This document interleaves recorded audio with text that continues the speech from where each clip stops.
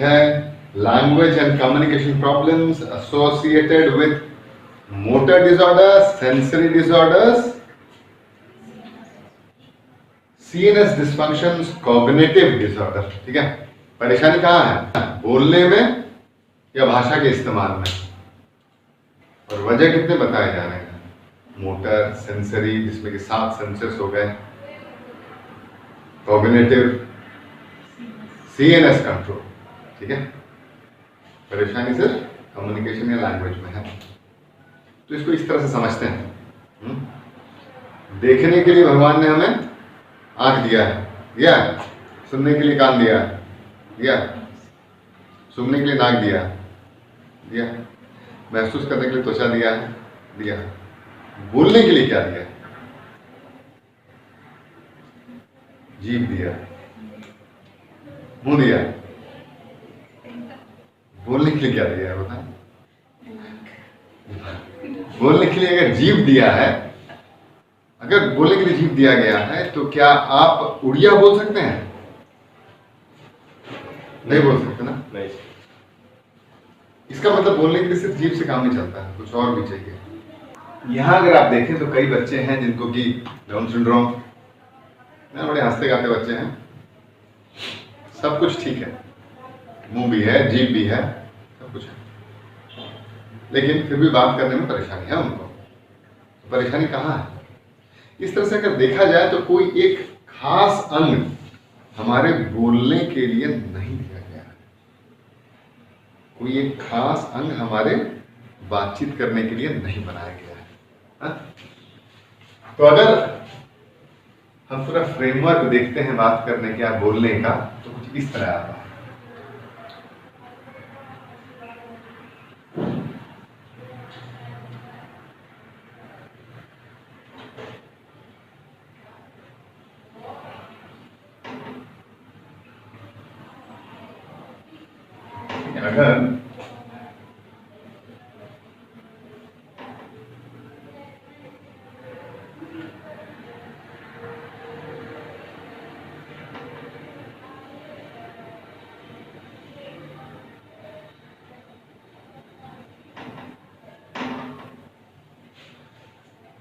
अगर मुझे आप बीचों बीच यहां से ऐसे काटते हैं और चिपकाया जाता है तो कुछ इस तरह का मेरा प्रोफाइल आता है।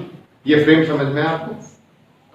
ठीक है, कि बातचीत के लिए कौन कौन से अंग हमारे मिलजुल के काम करते हैं, या कोई एक खास अंग है, ये जानने की कोशिश कर रहे हैं। तो अगर आप मुझे यूं काटते हैं तो कुछ इस तरह का आपके सामने आएगा। अब पहला सवाल कि आप हिंदी और तमिल बोल लेते हैं, उड़िया नहीं बोल पाते हैं, क्यों? जवाब क्या होगा उसका? पहला, सुना नहीं उड़िया। अगर सुन ले तो बोल लेंगे क्या आप? अगर सुन ले तो बात करना शुरू कर देंगे? नहीं। इसका मतलब उड़िया कहाँ होना चाहिए? पहला, दिमाग में होना चाहिए। तो एक बात तय करते हैं हम कि अगर आपको कोई एक भाषा बोलनी है तो वो भाषा यहाँ कहीं दिमाग में होना चाहिए। तो बात करने के लिए ये जो सिस्टम इन्वॉल्व होता है, इस सिस्टम को हम कॉग्निटिव सिस्टम बोल सकते हैं। yes. सवाल अगर मैं पूछूं कि आप उड़िया बोल क्यों नहीं पाते हैं, तो आपका पहला जवाब क्या था? कि आपने उड़िया सुना नहीं है। इसका मतलब उस भाषा को यहां तक पहुंचने के लिए एक कान की जरूरत होती है जो उस भाषा को यहां कहीं तक ले जाता है।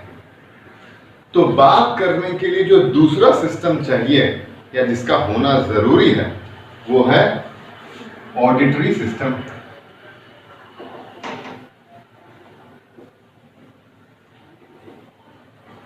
ठीक है, अब मैं अगर आपको बोलूं कि मैं जब बात कर रहा हूं तो लगभग 1 सेकंड में कुछ 60 मांसपेशी या मसल्स एक साथ एक लय में चलते हैं, तो उतना चलाने के लिए मुझे क्या होना जरूरी है कि यहां से कुछ कहीं और आए और उसे ढंग से कंट्रोल करें। यहां से कुछ, मैं अगर अपना हाथ भी उठा रहा हूं तो ब्रॉडमैन के अगर एरियाज देखें आप, जो उन्होंने मैप आउट किए, उसके हिसाब से मेरे मस्तिष्क में कहीं ना कहीं कुछ उद्दीपन या कुछ स्टिमुलेशन या कुछ एक्साइटेशन कहीं होता है, जिसके चलते ये हरकत हो रहा है। तो अगर मेरा मुंह भी चल रहा है तो मेरे दिमाग के अंदर, मस्तिष्क के अंदर कहीं ना कहीं कुछ एरियाज हैं जो कि एक्साइटेड या चालू हो रहे हैं, और जो भी वो चालू हो रहे हैं वो यहां किसी न किसी ऑर्गन्स को कुछ ना कुछ कह रहे हैं और मैं बात कर पा रहा हूं। तो दिमाग और बाकी के ऑर्गन्स के बीच का जो कोऑर्डिनेशन है उसको हम सीएनएस या सेंट्रल नर्वस सिस्टम कंट्रोल बोले या नर्वस सिस्टम कोऑर्डिनेशन बोले। इसका मतलब बात करने के लिए एक न्यूरल कोऑर्डिनेशन की भी आवश्यकता होती है। ठीक है, अब मैं अगर बोलूं कि इतना कुछ अगर हो मेरे पास, उसके बाद मैं जो बोल रहा हूं वो आप तक पहुंचना चाहिए, और ये जो बीच में आ रहा है ये एक आवाज है। ये आवाज कहां से बन रहा है और किधर तैयार हो रहा है? ये आवाज कैसे तैयार हो रहा है? जो मैं बोल रहा हूं वो एक आवाज है। Speech is the oral manifestation of language, ये हमने पढ़ा ना। ये एक आवाज है, ये एक आवाज निकल रहा है। इसको पैदा होने में कितनी चीजों की जरूरत पड़ती है? पहला, कि एक हाथ होना चाहिए जो कि बजाए इसको। दूसरा, एक मेम्ब्रेन होना चाहिए या एक परत होनी चाहिए जिसमें कि कंपन हो। तीसरा, एक खाली जगह होना चाहिए जहां की आवाज प्रतिकंपित हो या रेजोनेट हो। और चौथा,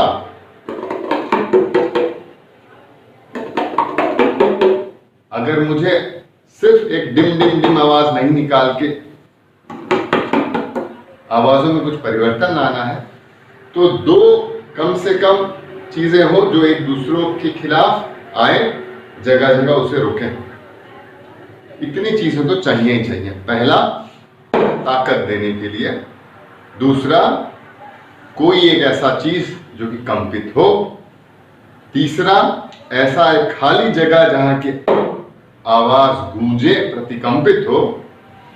चौथा, ऐसे अगर मुझे अलग अलग तरह की आवाज निकालने हैं तो ऐसे दो अंग जो कि एक दूसरे के खिलाफ आके रुके या आर्टिकुलेट करें। वही होता है जब मैं बात करता हूं। पहला सिस्टम या पहला अंग जो कि ये ताकत देने का काम करता है वो है रेस्पिरेटरी सिस्टम।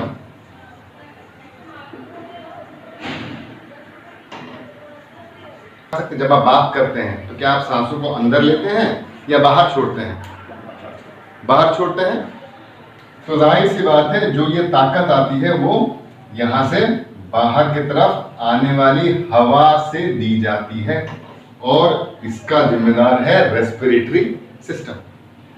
ये हवा आकर गले के अंदर, जहां जिसको कि लैरिंक्स या वॉइस बॉक्स बोला जाता है, वहां स्थित वोकल कॉर्ड्स को कंपित करती हैं, जिनके वाइब्रेशन से या कंपन से एक आवाज तैयार होती है। तो दूसरा सिस्टम जो हो गया आपका वो हो गया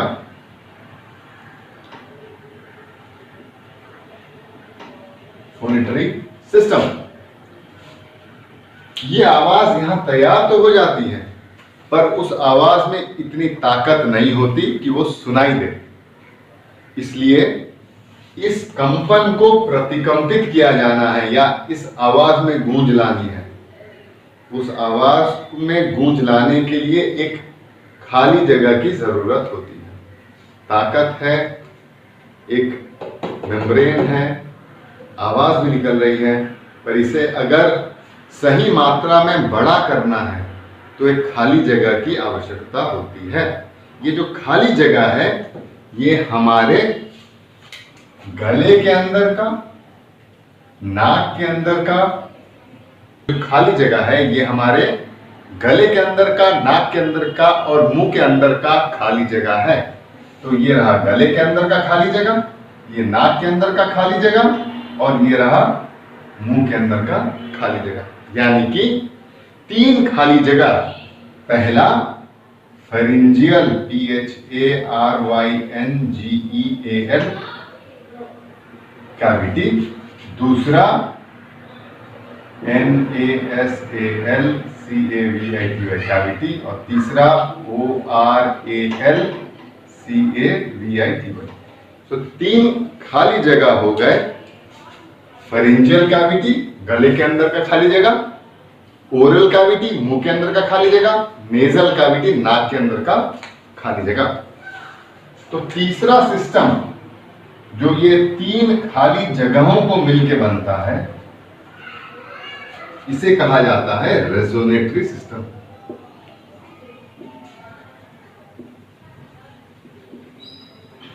ठीक है। सिर्फ आवाज अगर पैदा हो जाए सही मात्रा में तो भी काफी नहीं है, क्योंकि हम आप सिर्फ आ, ऊ, इसमें तो बातें नहीं करते। शब्द बनाने के लिए उच्चारण की जरूरत होती है, यानी कि प, त, क, इस तरह के कुछ उच्चारण आने चाहिए। इस तरह के उच्चारण तभी संभव है जब हमारा एक अंग दूसरे से मिले या आर्टिकुलेट करे। इस तरह अगर देखा जाए तो हमारे मुंह के अंदर 2 तरह के आर्टिकुलेटर्स हैं। पहला तरह जिसको बोलते हैं एक्टिव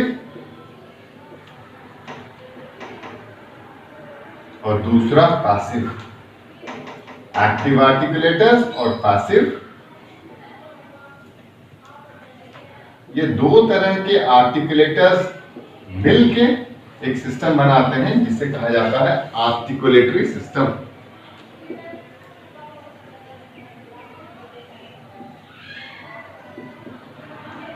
ठीक। तो वो ऑर्गन्स जिसमें कि मूवमेंट होता है, जैसे कि जीभ,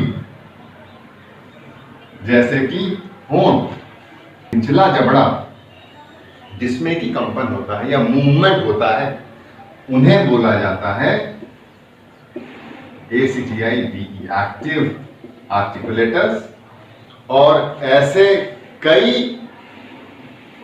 पार्ट्स हैं, अंग हैं, जिनमें कि कंपन नहीं होता, जैसे कि दांत, ऊपरी जबड़ा,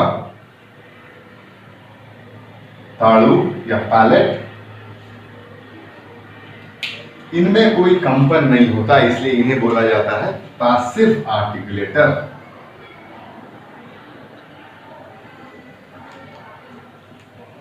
तो ये एक्टिव आर्टिकुलेटर और पैसिव आर्टिकुलेटर मिलकर बनाते हैं आर्टिकुलेटरी सिस्टम।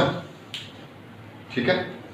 तो आवाज जो आपको सुनाई देती है, कुल मिलाके जो आपको सुनाई देता है मौखिक भाषा के रूप में, जिसे हम स्पीच भी बोलते हैं या बोली बोलते हैं जिसे, वो इसलिए संभव हो पाता है क्योंकि कई एक सिस्टम्स मिलजुल कर काम करते हैं। कौन से सिस्टम्स?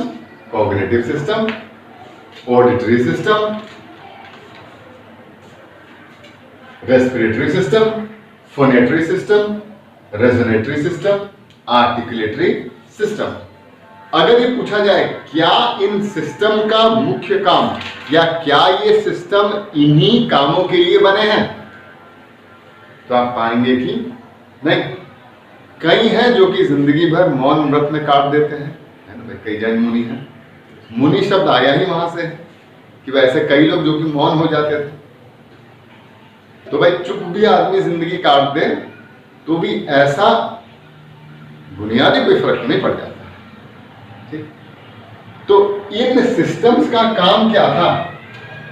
इन सिस्टम्स का एक प्रमुख काम हमेशा रहा है, जैसे कि रेस्पिरेटरी सिस्टम,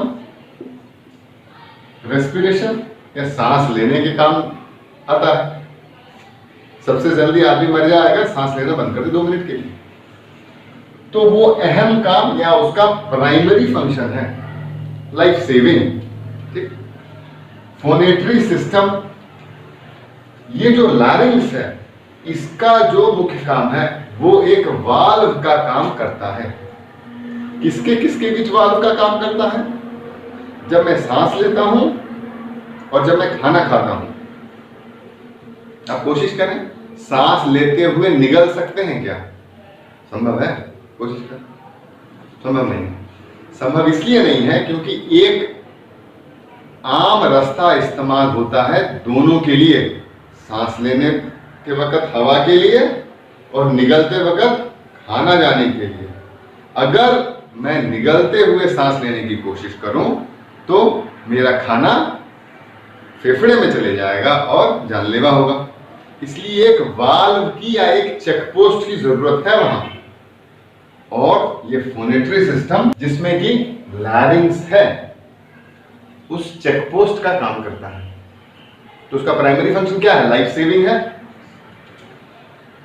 फिर अगर देखा जाए रेजोनेटरी सिस्टम, बहुत हद तक अगर आप देखें रेजोनेटरी सिस्टम में मुंह के अंदर का जगह चाहिए ताकि आप चीजों को चबा सकें और खा सकें।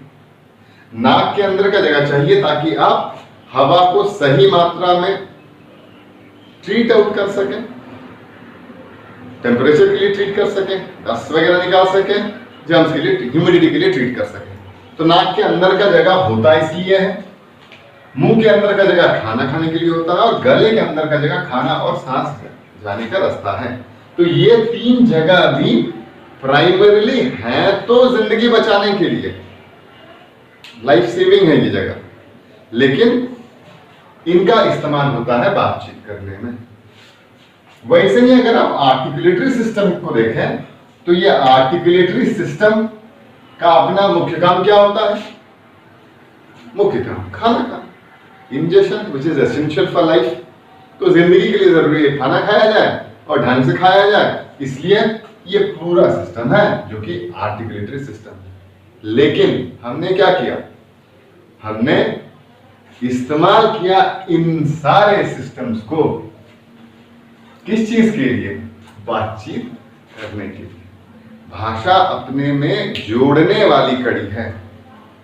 जब निएंडरथल मैन से क्रो-मैग्नन मैन का इवोल्यूशन हुआ, जब विकास हुआ निएंडरथल से क्रो-मैग्नन का, तो क्रो-मैग्नन हावी इसलिए हो गए निएंडरथल से और आसपास के जानवरों पे क्योंकि वो भाषा का इस्तेमाल करने लगे।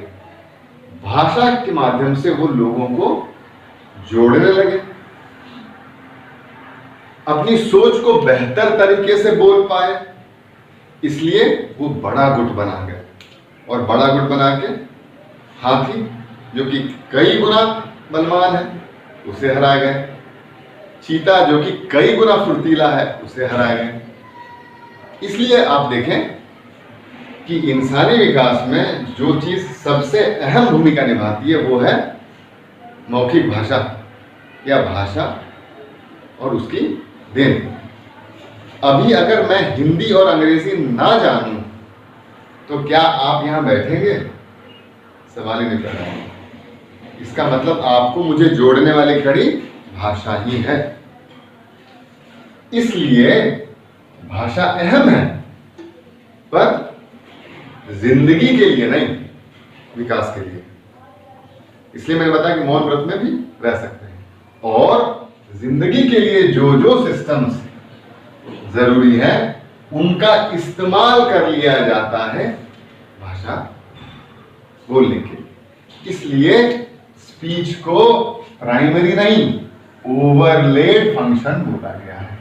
ओवरलेड यानी कि एक काम है उसके ऊपर हमने और एक काम रख दिया क्योंकि हमें ऐसा लगा कि ये काम जरूरी है। ठीक है, तो अगर संक्षेप में बोला जाए तो हम आप जो बात कर रहे हैं उसके लिए कोई एक विशिष्ट ऑर्गन या तंत्र नहीं है। अब सवाल ये पैदा होता है कि एक बहरा बच्चा या एक श्रवण बाधित बच्चा बात क्यों नहीं कर पाता? इसलिए बात नहीं कर पाता क्योंकि अगर सुनने की क्षमता घट गई तो ये जो बोला जा रहा है वो तो कान में जाके फिर सब तक जाता है।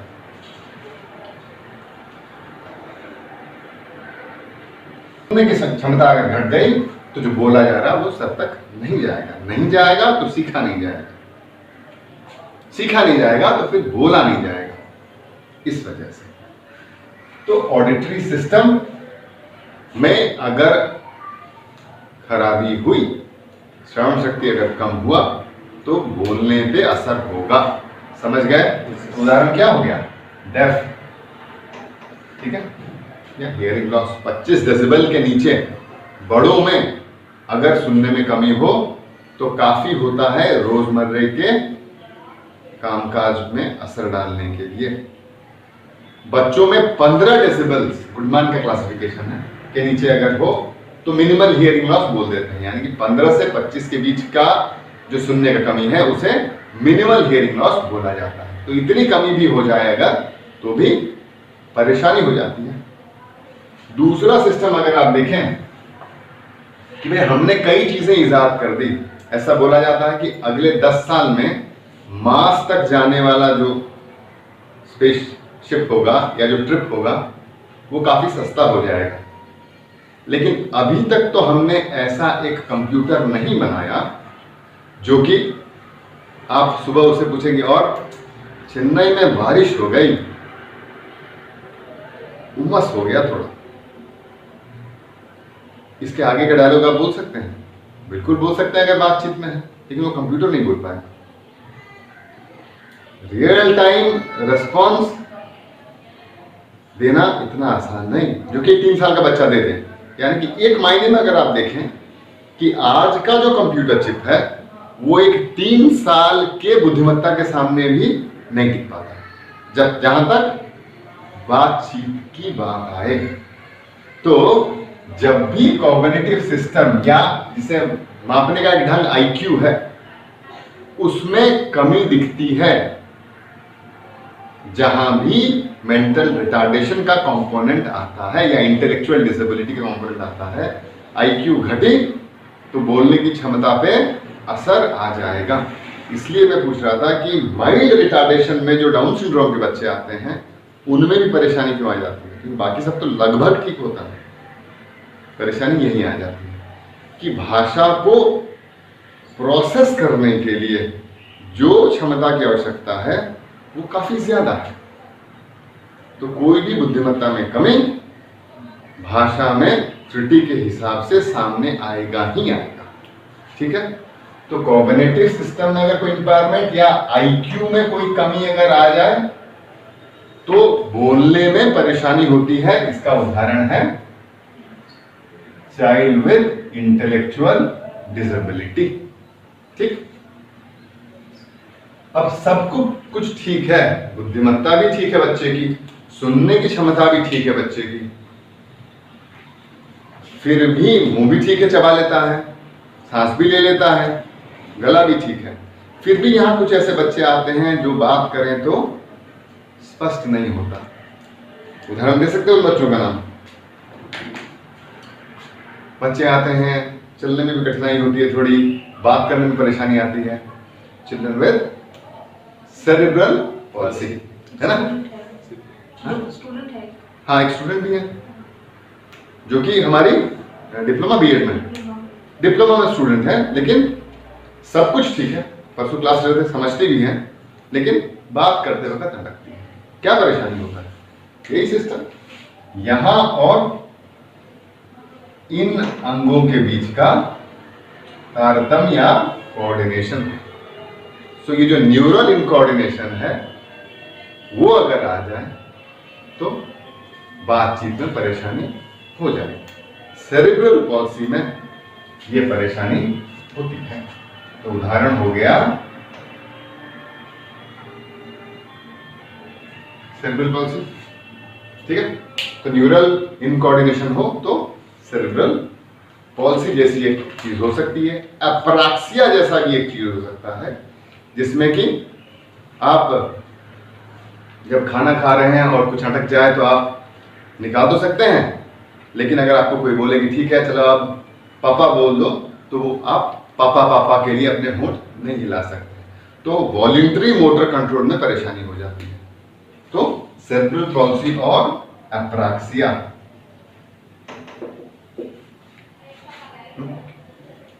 कई बच्चे जो बात नहीं करते हैं, नॉन वर्बल ऑटिस्टिक, उनमें कई लोगों को ये वर्बल अप्राक्सिया होता है। फिर अगर आप उदाहरण लें तो